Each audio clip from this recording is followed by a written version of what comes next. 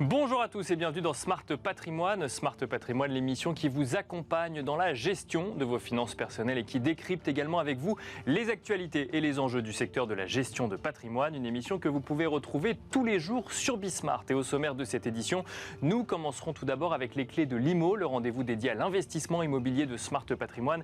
Et en l'occurrence, nous nous intéresserons ensemble à la transition énergétique, à la décarbonation du secteur de l'immobilier. Nous aurons le plaisir de recevoir dans un instant sur le plateau Nathalie Bardin, directrice marketing stratégique, innovation et RSE chez Altarea pour en parler. Nous enchaînerons ensuite avec Enjeu Patrimoine, un enjeu patrimoine consacré lui à l'investissement boursier et plus particulièrement à la proportion de jeunes de plus en plus grande qui investissent sur les marchés financiers, notamment en bourse. Nous en parlerons avec Véronique Guisquet-Cordoliani, secrétaire générale de la F2IC, mais aussi avec Mathias Bassino, directeur général France chez Trade Republic. On se retrouve tout de suite sur le plateau de Smart Patrimoine. Quelle stratégie pour décarboner le secteur immobilier qui représente un quart des émissions de CO2? Voilà le sujet qui va nous animer aujourd'hui. Et pour en parler, nous avons le plaisir de recevoir sur le plateau de Smart Patrimoine Nathalie Bardin. Bonjour Nathalie Bardin. Bonjour Nicolas. Bienvenue sur le plateau de Smart Patrimoine. Vous êtes directrice marketing stratégique, innovation et RSE chez Altarea. Nous allons évoquer avec vous la stratégie d'Altarea en matière de décarbonation de son activité immobilière, ce qui nous amènera peut-être à essayer de comprendre un peu plus dans son ensemble la stratégie de décarbonation du secteur immobilier. Juste un mot quand même sur Altarea avant de commencer. Altarea qui a plusieurs activités immobilières, activités de foncière, mais également de promotion immobilière. Absolument. Altarea, c'est vraiment tout l'immobilier. Vous nous connaissez certainement parce qu'on intervient sur le secteur du logement, avec des marques comme Cogedim, Pitchimo, également sur la rénovation de monuments historiques avec Histoire et Patrimoine. Plus récemment, on en parlera avec Wideum, qui est le leader du résidentiel bas carbone. D'accord. On intervient également sur les centres commerciaux. On a une foncière de centres commerciaux avec une quarantaine de centres commerciaux, avec plein de formats, des centres commerciaux d'entrée de ville, des grands centres commerciaux, du pied d'immeuble, voire même des gares, puisqu'on a transformé la gare Montparnasse, de l'immobilier d'entreprise. Et donc, on réalise des sièges sociaux. Donc, on est un acteur multimarque, multi-activités. On a même lancé là récemment de nouvelles activités que sont le photovoltaïque, les data centers, la logistique urbaine. Et donc, nous, notre fil rouge, c'est vraiment comment est-ce qu'on participe à la transformation urbaine avec un enjeu de bas carbone. Donc, l'obsession, c'est comment on décarbone. Comment on décarbone sur toutes ces activités immobilières. Et comment est-ce qu'on a un impact positif sur les territoires. Donc c'est vraiment le fil rouge de l'ensemble du groupe. Vous la constatez, cette urgence aujourd'hui justement de transition dans le secteur immobilier, quand on constate effectivement que le secteur immobilier participe pour beaucoup des émissions de CO2. Alors effectivement, les particuliers le voient quand on parle de passoires énergétiques, mais c'est beaucoup plus large que ça quand on parle du secteur immobilier dans son ensemble. Vous l'avez dit tout à l'heure, 30% des émissions de CO2, c'est le secteur de l'immobilier. Donc on est le deuxième secteur le plus émissif et nous, on s'est vraiment dit depuis le démarrage de la prise de conscience sur la transition climatique, qu'on avait une responsabilité et qu'on voulait la prendre pleinement.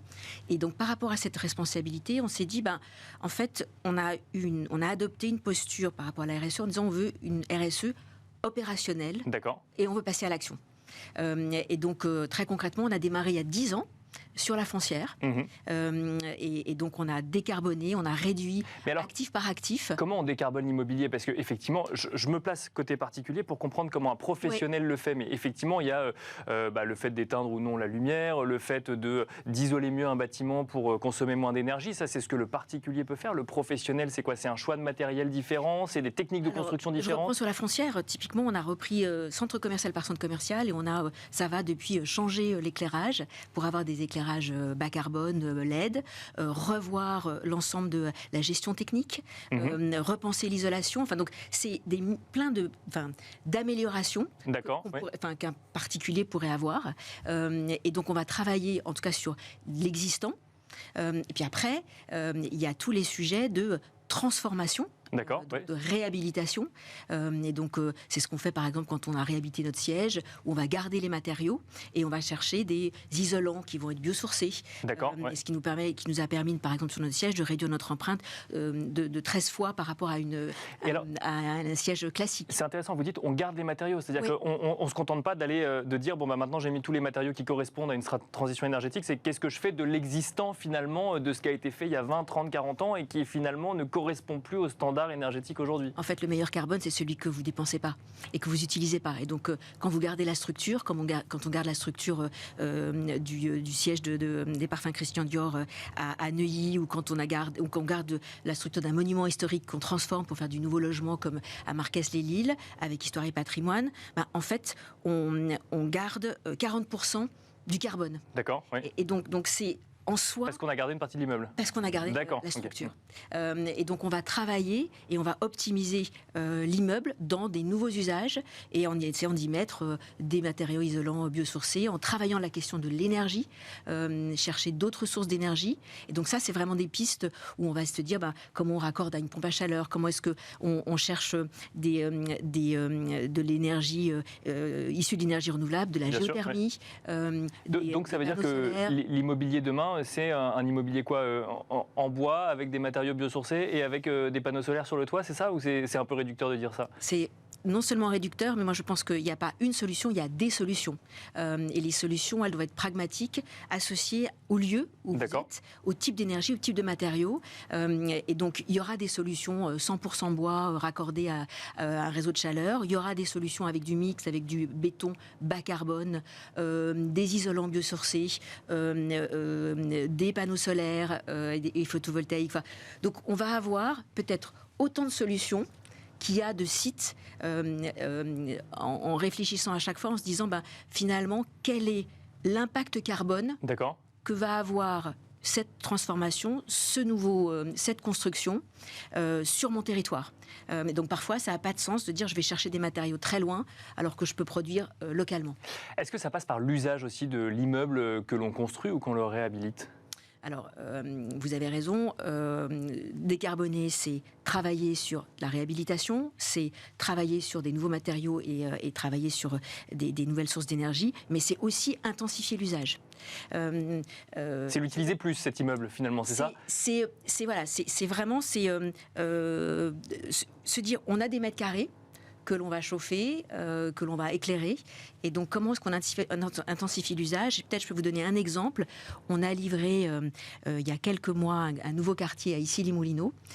Et là, c'est vraiment un démonstrateur de tout ce qu'on peut faire, je pense, de plus innovant aujourd'hui en matière d'immobilier, puisqu'on a à la fois transformé, c'était un ancien siège de France Télécom qui était un site de recherche et développement complètement fermé, complètement artificialisé. On l'a, là pour le coup, démoli. On a créé un nouveau quartier avec plus de 600 logements. Ça sera le siège de CNP Assurance, une trentaine de commerces en pied d'immeuble. Et donc des écoles, des crèches, et donc 12 produits immobiliers imbriqués. Donc c'est donc on conçoit plus seulement que de l'habitation, c'est-à-dire qu'en fait on conçoit au global. Là on conçoit un nouveau quartier. D'accord. Et donc le fait qu'on ait cette mixité, ça nous a permis de raccorder l'ensemble de ces commerces, bureaux, logements à de la géothermie. D'accord. Et donc d'avoir 73% de l'énergie renouvelable qui alimente tout le quartier. D'accord. On n'a peut-être pas pu le faire à une échelle plus petite.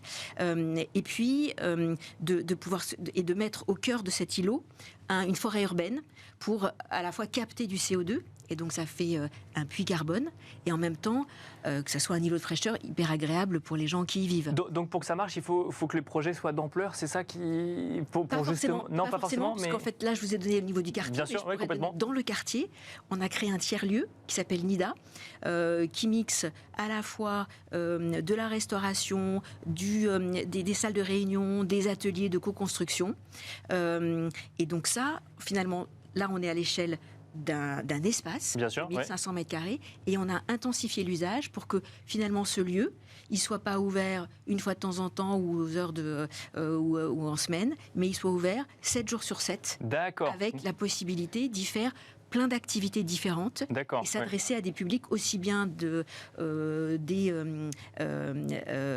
personnes qui travaillent dans ce quartier, mais des scolaires, des gens qui y vivent. Avec cette idée de se dire finalement maintenant que quand on construit un immeuble, on maximise finalement l'usage de cet immeuble parce que pour justifier finalement l'émission de carbone qui est associée à l'immeuble, c'est ça ? Alors plus que justifier, nous on pense que finalement construire un nouveau quartier, émettre du carbone en essayant de le limiter au maximum, ça a aussi une valeur sociétale. C'est-à-dire que en fait, il y a du carbone, entre guillemets, socialement utile, puisque finalement, le fait qu'on fasse un quartier ou qu'on permette à des gens de se rencontrer, de partager une expérience de vie, d'échanger, ça a une valeur pour la cité, pour le lien social. Et donc ce carbone-là, on pense qu'il est utile dès lors qu'on a tout fait, évidemment, pour qu'il soit le moins émissif possible.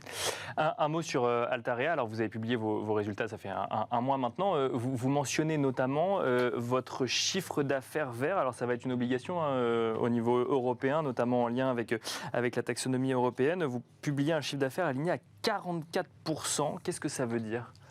Ça veut dire que d'abord, on a pris ce sujet très tôt, très en amont, puisqu'on n'est pas obligé, vous l'avez dit, de publier. Et en se disant, finalement, nous, on veut lier performance financière et performance extra-financière.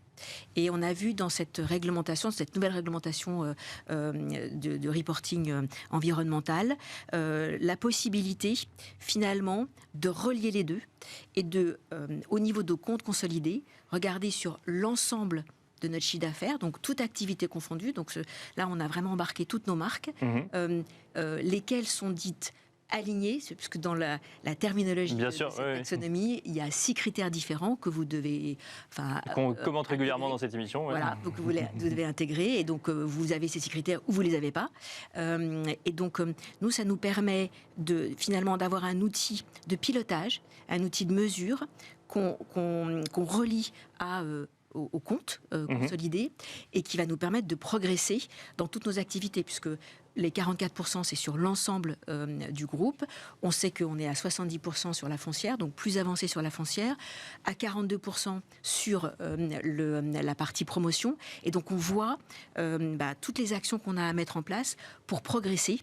Et on a fait, en plus de cette chiffre d'affaires vert, qu'on voit comme une opportunité, puisqu'on se dit que finalement, notre enjeu, ça va être d'éviter le greenwashing, d'être comparable d'une entreprise à l'autre. On a également, nous, complètement revu notre bilan carbone, pour là aussi l'ensemble du groupe, pour que finalement, on puisse mesurer quand vous générez 1 euro de chiffre d'affaires, quel impact combien de carbone est-ce qu'on émet. Donc aujourd'hui, le calcul qu'on a fait, c'est pour 1 euro de chiffre d'affaires généré, on émet 360 grammes de CO2.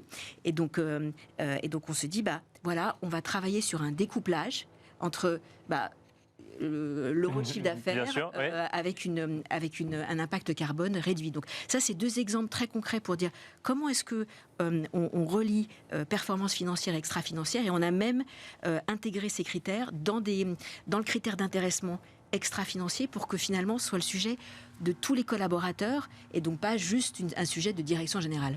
Merci beaucoup Nathalie Bardin d'être venue sur le plateau de Smart Patrimoine. Je rappelle que vous êtes directrice marketing stratégique, innovation et RSE chez Altarea. Merci beaucoup. Merci à vous. Merci à vous également de nous avoir suivis et à tout de suite pour Enjeu Patrimoine.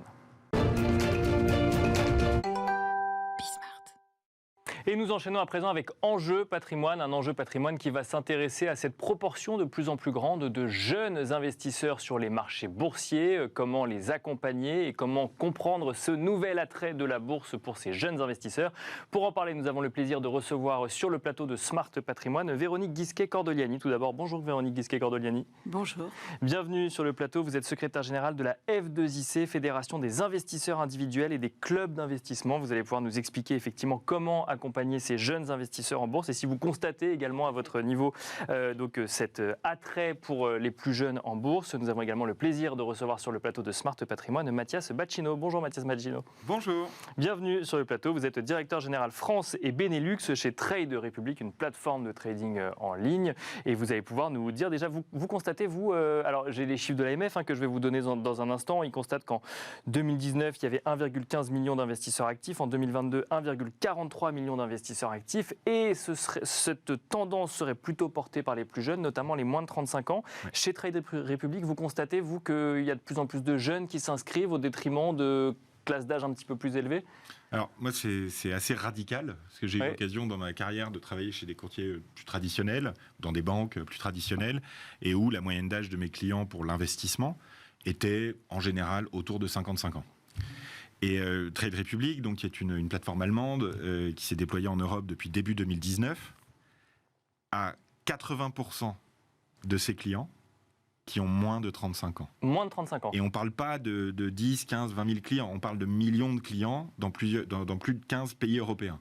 Donc c'est une tendance qui est massive, rapide et pan-européenne, à laquelle on assiste, je crois tous, un peu surpris, et qui a plein de raisons. Mais avant toute chose, il faut dire, c'est massif, c'est rapide, c'est pan-européen. Véronique Ghisquier-Cordoliani, alors effectivement, Trade Republic le constate, peut-être aussi en lien avec les usages d'investissement en ligne ou autre. Vous le constatez à plus grande échelle, effectivement, ce même mouvement que constate l'AMF ? Alors nous, on constate effectivement ce mouvement parce qu'on a énormément de jeunes, par exemple, qui viennent nous poser des questions, nous demander qu'est-ce qu'une action, qu'est-ce que la bourse. Alors, il faut et donc, ils ne se contentent pas d'ouvrir un compte et d'investir un petit peu pour tester. Non, il y a un vrai intérêt. Voilà, il y a un vrai intérêt. Alors, soyons clairs, au départ, ils arrivent en posant des questions sur les cryptocurrencies, sur les crypto-monnaies. Voilà, ils arrivent en posant des questions sur les crypto-monnaies, et puis après, c'est la porte d'entrée. Plus.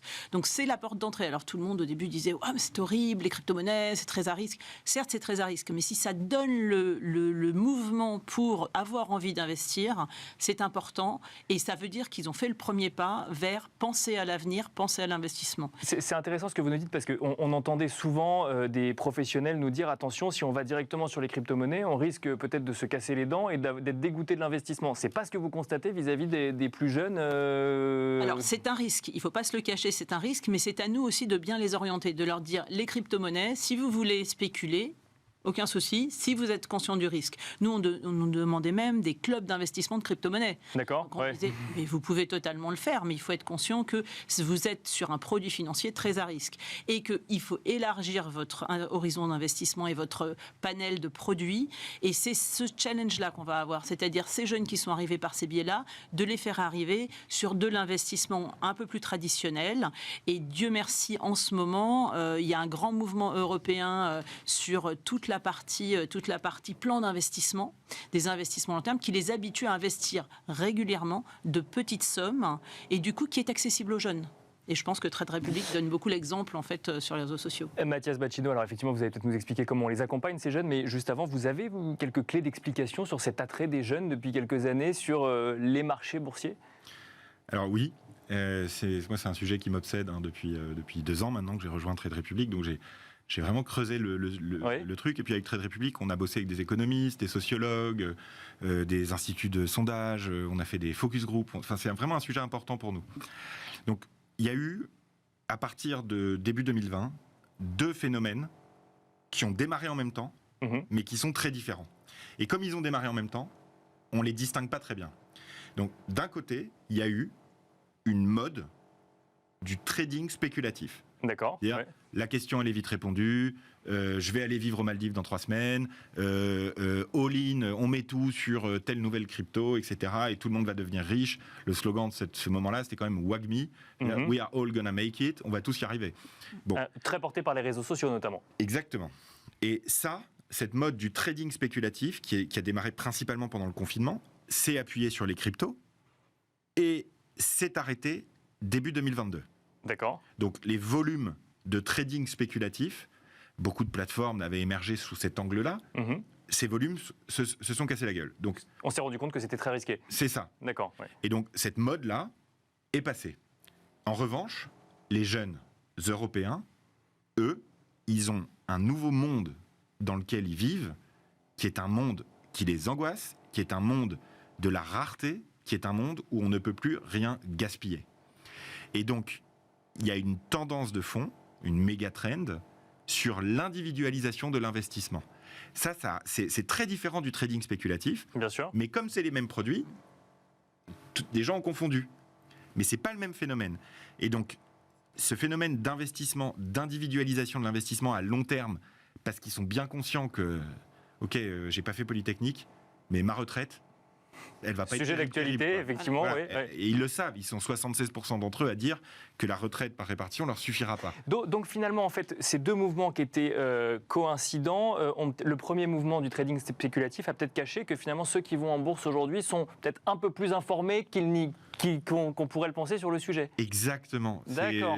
C'est moi la plus forte note d'espoir que je vois pour notre société collectivement, qui va vers une trajectoire d'appauvrissement.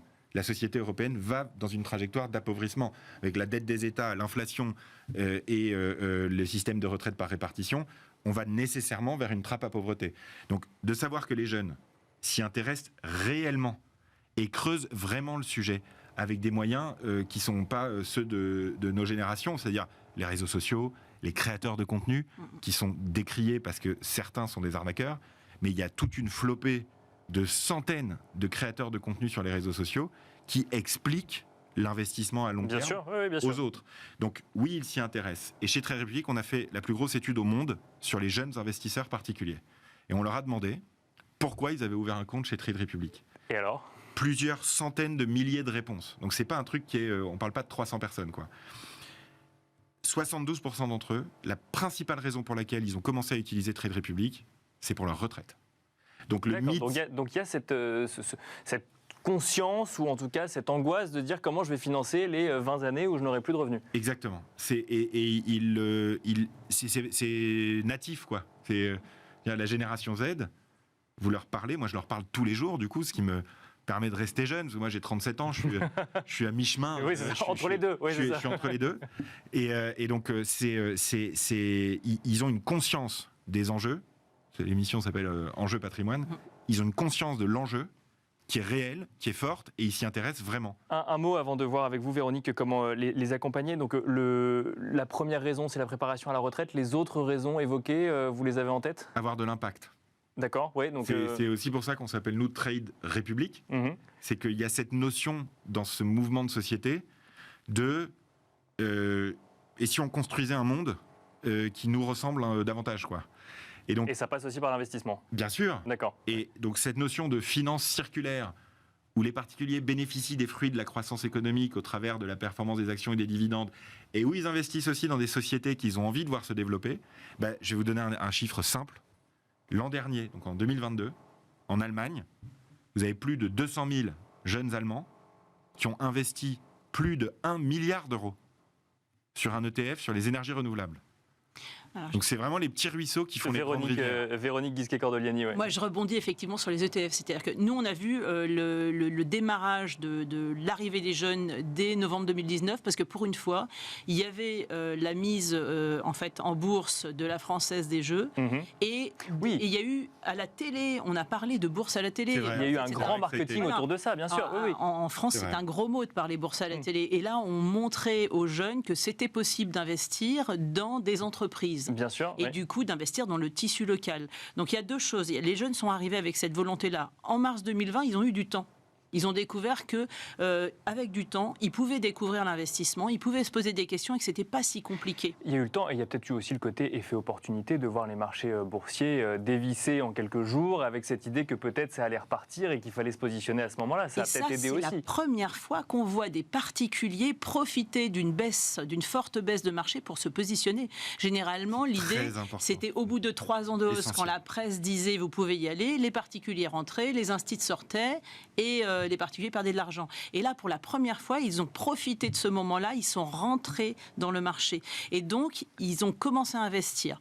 Et certains en crypto, d'autres en actions. Bien sûr, ouais. Et après, la question, c'était quel montant j'ai pour investir.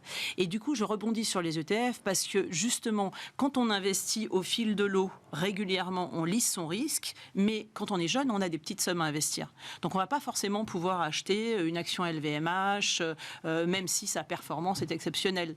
Mais on va pouvoir se positionner sur un ETF en disant, voilà, je vais prendre un ETF sur un panier du CAC et je vais pouvoir y investir des petites sommes.